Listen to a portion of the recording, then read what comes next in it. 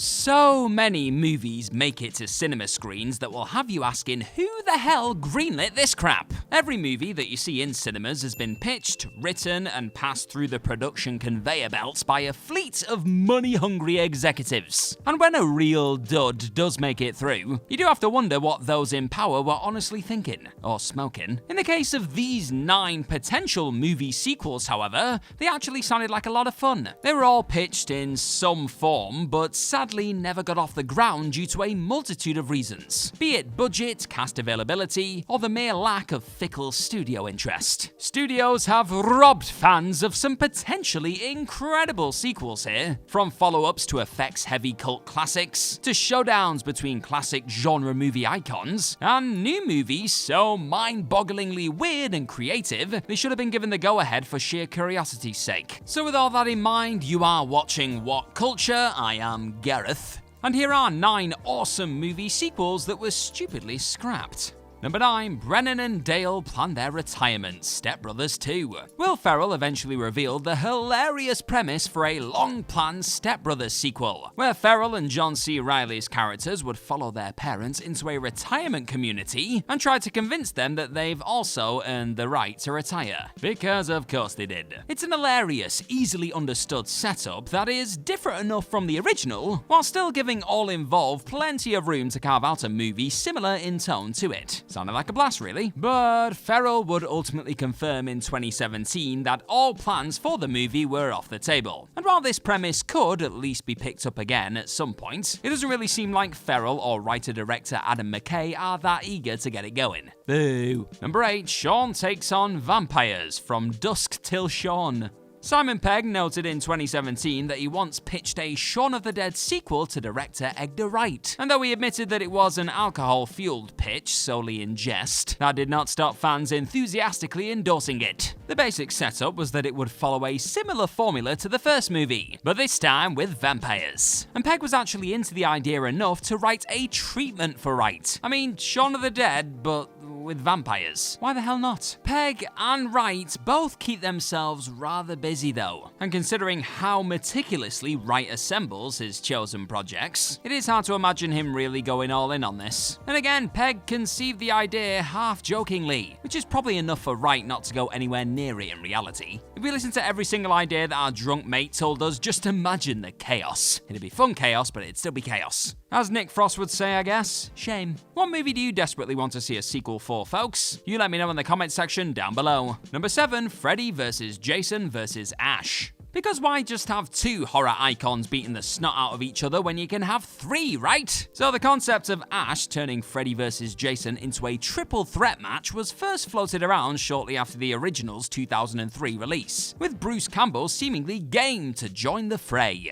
Unsurprisingly though, red tape is what kept this one from getting off the ground. Campbell eventually stated that the lack of creative control allowed over Freddy and Jason meant that the movie would ultimately not allow anyone to make the most of a 3-way fight between the characters, as they'd all need to be quote-unquote protected. Now of course that is just Campbell's assessment, but still the movie was effectively confirmed cancelled when a 6-issue comic series was instead released in 2007 and 2008. Number 6, Blade goes Mad Max Blade Trinity. Though unlike most of these movies on this list, a 3rd Blade film was actually released back in 2004, it deviated significantly from writer-director David S. Goya's original version, which attempted to thrust the Daywalker into a post-apocalyptic Mad Max-esque hellscape. 50 years in the future, the vampires have won the war against humanity, and the small pockets of survivors that remain fight a resistance against the vampire horde. I mean, throw Blade in there and you've got one hell of a way to shake the franchise up, no? I would watch the hell out of that thing. Goya actually killed this one himself though, and in his own words, it might as well have been Planet of the Apes or something, so I decided to pull back the reins a little. It is a damn shame considering just how awful the actual Blade Trinity was, and is apparently part of the reason why Wesley Snipes was so infamously hostile to Goya on set. And just like that, it suddenly doesn't seem quite so unreasonable. At least we finally got to see him strutting his stuff again in Deadpool and Wolverine recently though, in a sort of hellscape, so I don't know, close enough. Cheers for stopping by to check out this video today, you magnificent soul. And if you're enjoying your fine self, then hit that subscribe button down below and you're gonna get more more of these What Culture videos on your screen. Yes, that sounds like a plan, go and do it. Number 5, Roger Rabbit vs. Nazis, Roger Rabbit the Toon Platoon.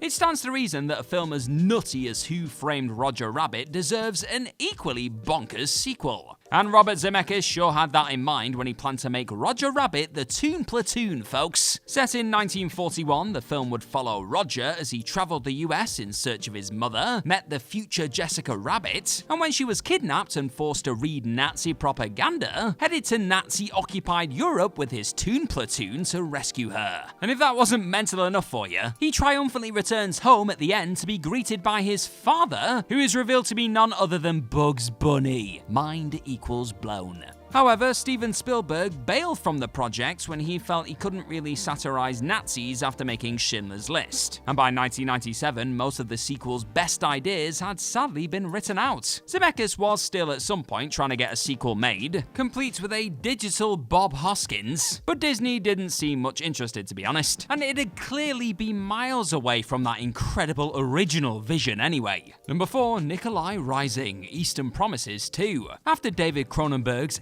excellent 2007 thriller concluded with undercover FSB agent Nikolai climbing to the upper echelons of the Russian mob, there was clearly plenty of room for a sequel to depict how Nikolai would make use of his newfound powers. Though no official synopsis was ever released, it's safe to say the sequel would have probably had Nikolai and Kirill getting into a power struggle, and rumors suggested a large portion of the movie might even take place in Russia. Sounds great, right? But the original film only barely made its budget back in the end, so it's not too surprising that financiers weren't exactly tripping over themselves to bankroll another. Though it was briefly stated at the beginning of 2017 that the film had been resurrected, word has once again gone quiet. In other words, it doesn't look like this one will ever be happening, folks. Number 3, the guys go to spring break, old school DOS. Nothing clever or fancy here, people. Just the same goofballs from the original cult classic coming back for some spring break shenanigans. Look, Old School is one of the best comedies of the early 2000s, and honestly, even a fairly flimsy excuse for a sequel was enough to guarantee butts in seats with this one. Spring Break would have been an effortless way to one-up the original stakes, and do what every good sequel does: expand the scope to epic levels. Original writer Scott Armstrong turned in a script for the sequel back in 2006, but Will Ferrell and Vince Vaughn both ended up turning it down. Ferrell said, "We're just kind of doing the same thing again. Funny things, but it's just us once again back in a fraternity setting. It just felt like it was repeating. So,